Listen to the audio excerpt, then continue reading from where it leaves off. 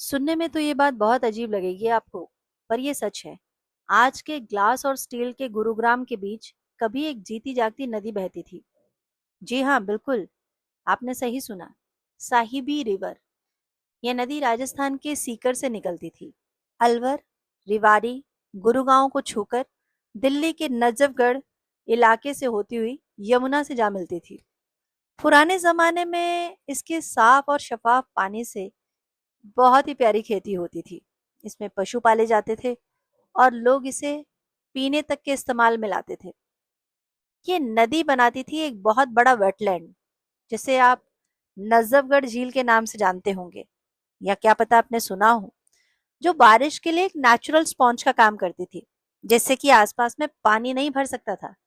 जब भी बारिश आती थी तो पानी जितना भी आसपास एरिया में होता था वो नजफगढ़ झील में आके भर जाता था।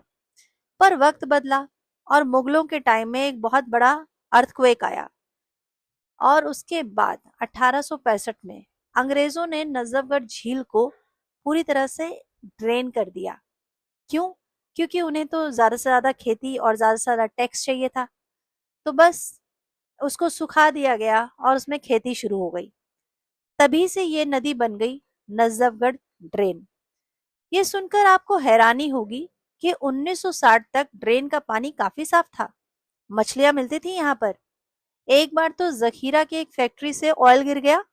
ठंड के महीनों में वो सॉलिडिफाई हो गया और लोग उसे घर ले गए इस्तेमाल करने के लिए। अभी खाने वाला ऑयल था, पेट्रोल नहीं। आज साहिबी को एक्सपर्ट कहते हैं कि ये इकोलॉजिकल पूरी डेड हो चुकी है। उसका पानी बिल्कुल काला और बदबूदार हो चुका है, भरपूर इंडस्ट्रियल वेस्ट और सीवेज की वजह से। आप जिसे आज की डेट में नाला कहते हैं। गुरुगांव के वेटलैंड और छोटी झीलों को कंक्रीट से भर दिया गया। अब जब नदी का कैचमेंट ही नहीं रहा और उसमें नए नए सेक्टर बन गए, तो जब बारिश होती है और पानी सड़कों और अंडरपास में भरता है और नदी तक पहुंच ही नहीं पाता, तो क्या ये 7-7 किलोमीटर के जैम नहीं लगेंगे?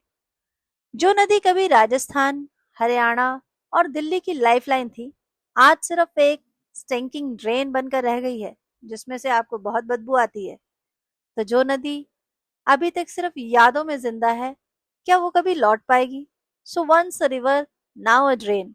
क्या गुरुग्राम कभी लौटा पाएगा अपनी साहिबी नदी? ऐसे ही कुछ और टॉपिक आपके साथ जल्दी ही लेकर आऊंगी।